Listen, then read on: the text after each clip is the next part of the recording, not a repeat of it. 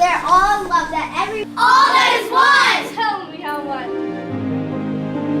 Of course the common people have no money, but hey, that don't need to affect everybody. After all, he won battles with great leadership. Someone who can do that is really quite hip.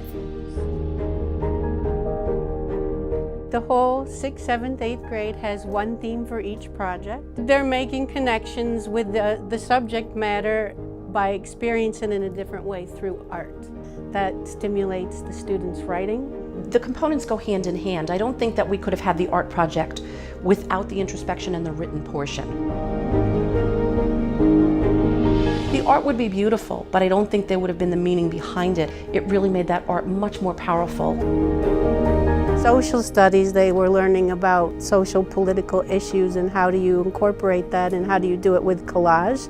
What was most exciting about this year's project was they chose the topic, and it was completely based on what they wanted to research. In social studies, we were asked to choose a controversial issue. The topic I chose was, should dreamers be allowed to stay?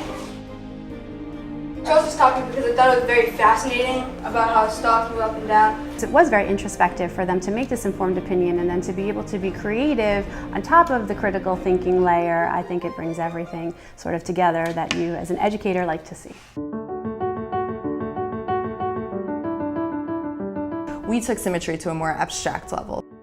We looked at symmetry not just in math sense, but also in our routines and how we experience this concept that has mathematical application in our own personal lives. Some of them did surprise me because they were taught certain symmetric folds, but they also created their own. Artistically, it was a beautiful project that they were all capable of completing and doing well with, but mathematically it was also relevant to all my courses. Science project, they were learning about color theory incorporated into their cell project. At that time of the year, we were discussing animal cells and plant cells to decide between a plant cell or an animal cell on their own, and they did different illustrations based on what they thought was inside of a cell. And when I saw the finished products, they were pretty accurate. So I had them write about new beginnings in their life.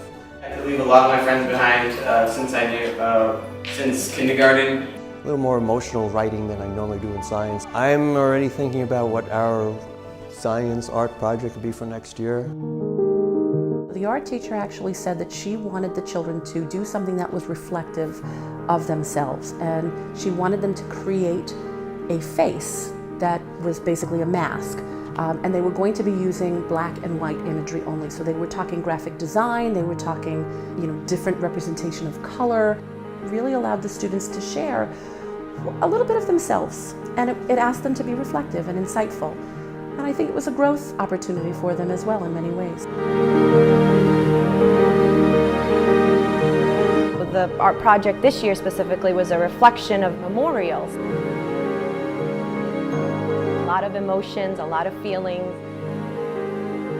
Once they make an altar, they're able to connect with not just the language, but more with the culture itself as well. It was incredible what the kids were able to come up with. When the students are able to somehow relate or make a connection, that's when they're able to learn. This is a judgment-free zone. They have the ability to be honest. They have the ability to be truthful, to write from the heart, and to be reflective and introspective. I think it does build a confident student.